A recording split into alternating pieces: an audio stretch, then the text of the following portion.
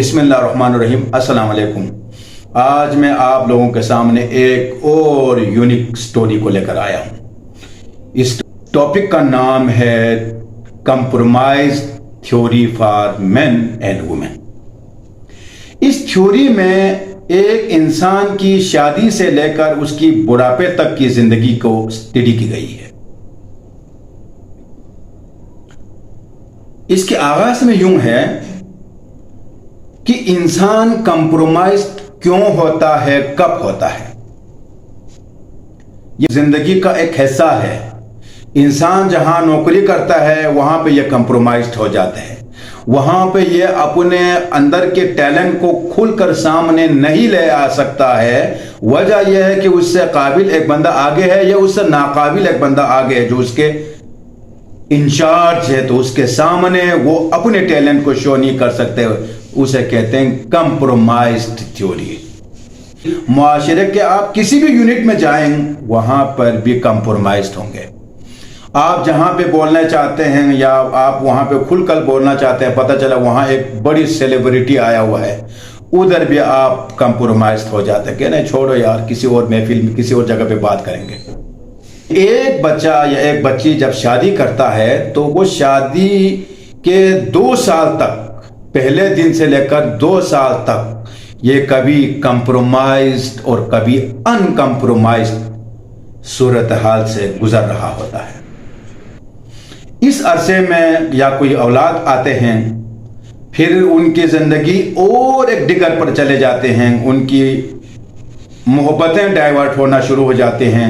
वहां पर भी एक और कंप्रोमाइज ने जन्म लेना शुरू कर देता है।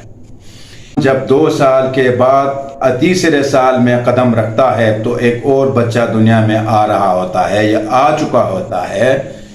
फिर उस वक्त फिर उस औरत ने, उस बच्ची ने जिस घर में ये आई हुई है वहां पे उसने अपना बुनियाद रखना शुरू कर रहा होता है। 2 साल के बाद फिर वो बच्ची जो है ना, उसको उस घर के बारे में, माहौल के बारे में, हर चीज से ये आशना हो चुकी होती है। उसके बाद फिर वो अपना तोती बोलना शुरू कर देती हैं। पीछे से 2 बच्चे भी हैं इसके पास। ये बैंक बैलेंस है इन दोनों की, खुसूसन उस औरत की। पीछे से बैंक बैलेंस भी आगे हैं जी, ऊपर से जुबान भी थोड़ा तेज। फिर उस माहौल के अंदर जो है ना वो गरमाइश पैदा करने में देर नहीं लगती। कंप्रोमाइज थ्योरी को मैं आगे बढ़ा रहा हूं। मैंने पाकिस्तान में बहुत बड़ी सेलिब्रिटीज को देखा है, नाम मैं यहां पे उनका नहीं लूंगा। एक सेलिब्रिटी जिसके पास पुलिस के दर्जनों गाड़ियों के प्रोटोकॉल, घर के अंदर वो बंदा जाता है तो घर में इसको जूते पड़ता है। मैंने खुद अपने बनफ्स नफीस अपने आंखों से उस बंदे को देखा है, बीवी के हाथ से जूते खाते हुए। ये बंदा जब घर से बाहर निकलते हैं तो ये बदमाश, ये पूरी मुल्क के पूरा निजाम को हाथ में लेके फिर रहा होता है। ये बंदा घर में जाते हैं तो वो जूते खाते हैं। कंप्रोमाइज थ्योरी की एक और मिसाल मैं देता हूं। कराची के एक बहुत बड़ा सनतकार, बिजनेसमैन, बिजनेस टाइकून, उसके घर पे भी एक दफा ऐसा मैंने सीन देखा था।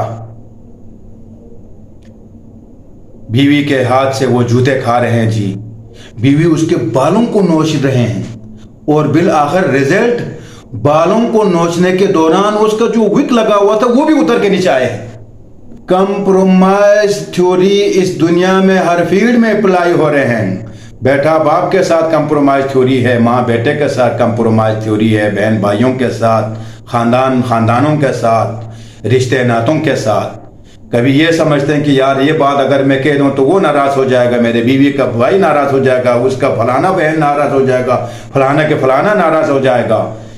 हर जगह कंप्रोमाइज थ्योरी अप्लाई होती है। आज हर घर की कहानी है, हर घर में लोग मजबूर बेबस नजर आते हैं। मुझे यकीन जाने, मुझे बड़े अफसोस होता है इन मर्द हजरात को। घर में जिस अंदाज में वो जाते हैं, जिस अंदाज से वो घर से निकलते हैं, बाहर वो शेर बना होता है, अंदर वो बिल्ली बना होता है। और मेरे भाइयों जानवरों और ये जो रातों को फिरने वाले हैं, उनको ठुमकी भी जिंदगी गुजर जाती है। गीदड़ की 100 साल जिंदगी से शेर की एक दिन की जिंदगी बेहतर है। ऐसी जिंदगी गुजारो, कंप्रोमाइज जिंदगी ना गुजारो। अब इस कंप्रोमाइज थ्योरी से निकलने के लिए हमें क्या करना है? मैं दोबारा असल मोड़ पे आता हूं, कहानी के मौजू पे आता हूं। मियाँ बीवी जब शादी करते हैं, उस शादी के रात या शादी के दिन जो है ना, ये इनको एक पेपर पे साइन करने होंगे दोनों मिलके। आप जिंदगी के गाड़ी को बगैर रिटर्न के चला रहे हैं भाइयों। 7-8 बच्चों के होने के बावजूद भी आपकी जिंदगी कंप्रोमाइज से कंप्रोमाइज होता जा रहा है। आपको रिटर्न लेना होगा, एक दूसरे को रिटर्न देना होगा कि भाई हमने आगे ये हमने ये करने हैं।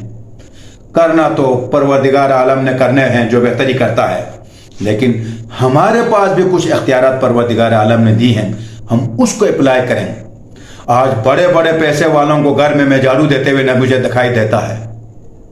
बीवी के सामने बिल्कुल मुंह बंद मैंने रखे हुए बंदों को भी मैं देता है। दौलत सारी उसके पास है, बीवी के हाथ में पूरा चाबी है दौलत की, लेकिन घर में वो बेचारा या तो जूते खा रहे होते हैं, या वो दस्तरखान समेट रहे होते हैं, ठीक है जी, या वो पोछा लगा रहे होते हैं। वो मेरे भाइयों, मर्द की अपनी एक मकाम होती है, औरत की अपनी एक मकाम है। आप मकामों से गिर रहे हो, वो मकामों से आप क्यों गिरते हो? मेरा रिक्वेस्ट है उन नए शादीशुदा जोड़ों से जो या नए शादी करने वालों से कि अपने जिंदगी को बेहतर से बेहतर करना है। अपने बड़ों को लाके, आप अपने बुजुर्गों को लाके, दोनों साइडों को लाके एक हम आहंगी कायम करें, हारमोनी कायम करें। उसके बाद आप जिंदगी की गाड़ी को आगे चलाएं। इंशाअल्लाह ताला अल्लाह उसमें बेहतरी आएगी।